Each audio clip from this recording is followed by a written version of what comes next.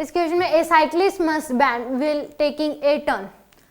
Assertion बोला है कि एक साइकिलिस्ट जो है अगर उसको टर्न लेना है तो उसको साइकिल हल्की सी क्या करनी पड़ेगी, बैंड करनी पड़ेगी। तो ये बात सही है कि उसको हल्की सी, उसको पता नहीं लगेगा बट हल्की सी साइकिल क्या हो जाती है, बैंड होती है। क्यों? क्योंकि उस केस में हल्की की साइकिल बैंड होगी तो वहां पे क्या लगेगा, तभी वो उसको टर्न ले सकता, वरना टर्न ही नहीं ले सकता। Bending generate required centripetal force for circular motion to takes place. तो यहाँ पे ये सही बात है कि अगर बैंड करेगा तो उस केस में जो फ्रिक्शन फोर्स लगेगा या सेंट्रीपिटल फोर्स बोल दो या फिर फ्रिक्शन जो लगेगा वो एज ए सेंट्रीपिटल फोर्स काम करेगा, उसको फिसलने नहीं देगा। मान लो कि जो साइकिल है ये सर्कुलर पाथ है तो ऐसे यहाँ पे वो टर्न ले रखी है, एंगल बना रखा उसने थीटा, तो उस केस में वो टर्न लिया तो उस केस में जो सेंट्रीपिटल यहाँ पे फ्रिक्शन जो लगेगा वो क्या करेगा, एज ए सेंट्रीपिटल फोर्स काम करेगा।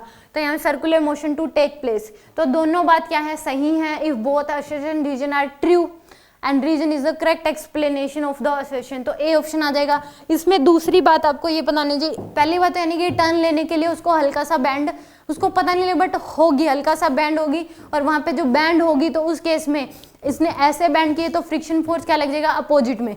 जिस डायरेक्शन में वो बैंड कर रहा है तो फ्रिक्शन फोर्स क्या लगेगा, उसके अपोजिट में लगेगा, ताकि वो बैलेंस कर सके, वो फिसले ना। ऐसे बैंड करे तो फ्रिक्शन फोर्स क्या लग जाएगा उस केस में, इधर लग जाएगा, वरना वो ऐसे फिसल जाएगी। ऐसे बैंड किया तो फ्रिक्शन फोर्स उस केस में, मान लो जो है वो ऐसे बैंड है तो फ्रिक्शन फोर्स क्या लग जाएगा उस केस में, इधर लग जाएगा, इनवर्ड। फ्रिक्शन फोर्स क्या लगेगा, इनवर्ड, वरना ऐसे फिसल जाएगी। ऐसे बैंड करा है तो इधर लग जाएगा, तो यानी कि इनवर्ड लगता है फ्रिक्शन फोर्स, वो उसको फिसलने नहीं देता। तो यहाँ पे एक बात ये आती है कि बार क्वेश्चन आ जाता है कि वो कितना एंगल में, फ्रिक्शन फोर्स की वैल्यू, वो कितना एंगल बैंड कर रहा है, उसकी वेलोसिटी क्या है, इन सब बातों पे डिपेंड करती है। तो यहाँ पे जो ये टेंजेंट थीटा की जो वैल्यू है वो किसके बराबर आती है, वी स्क्वायर बाय में आर जी।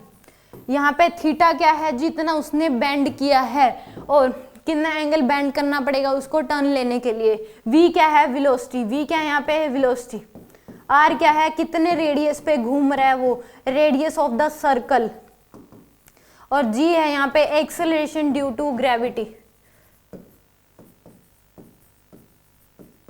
तो टेंजेंट थीटा इक्वल टू क्या होता है, V square by R G. आया कहां से, मान लो एंगल थीटा है तो साइकिल इधर नॉर्मल डायरेक्शन इधर लगेगा, तो इसका एक कंपोनेंट क्या आ जाएगा, इसको बनाओगे तो ये आ जाएगा एन कोस थीटा, और एक इधर आ जाएगा एन साइन थीटा, और नीचे क्या लगेगा इस केस में एम जी। तो यहाँ पे दो इक्वेशन बनेगी ऐसे, मान लो कि इस तरीके से ऐसे बैंड किया तो ये एंगल थीटा, तो नॉर्मल रिएक्शन ऐसे लगेगा, तो ये एन कोस थीटा, और आ जाएगा एन साइन थीटा, और नीचे क्या लग जाएगा एम जी। तो यहाँ पे जो एन कोस थीटा है वो किसके बराबर हो जाएगा, एम जी के बराबर।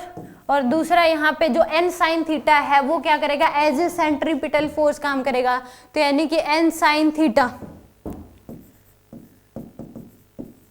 ये क्या हो गया आपके पास, एज ए सेंट्रीपिटल फोर्स काम करेगा, यानी कि इसके बराबर आ जाएगी M V square by R के बराबर। एन साइन थीटा की वैल्यू किसके इक्वल होगी, M V square by R. तो यहाँ से आप इसको सोल्व करोगे, यहाँ से एन की वैल्यू हम क्या पुट कर सकते हैं, M G by cos theta. तो यहाँ से एन इक्वल टू क्या होगा, यानी कि एन इक्वल टू क्या हो जाएगा, M G by cos theta के बराबर।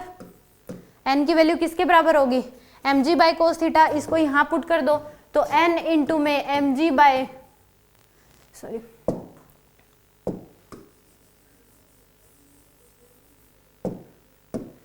तो यानी एम की वैल्यू एम जी बाय में कोस थीटा इंटू में क्या हो जाएगा sine theta equal to M V square by में आर। एम से M cancel, sine theta by cos theta tangent theta, तो G tan theta equal to क्या हो जाएगा वी स्क्वायर बाय आर।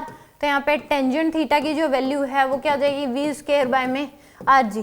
कितना एंगल बैंड कर लेगा, कई बार ये पूछ लेता है कि कितना एंगल बैंड करेगा, वेलोसिटी इतनी है, इतने रेडियस पे घूम रहा है, जी की वैल्यू आपको पता ही है।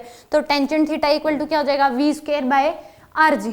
और वेलोसिटी इस केस में थीटा आर और जी देके वेलोसिटी पूछ ले तो क्या आ जाएगी tangent theta into r into g पूरे का अंडर रूट।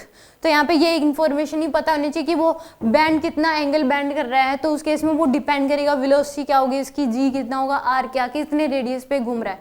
तो यहाँ पे simple tangent theta equal to क्या होना चाहिए V square by R ji.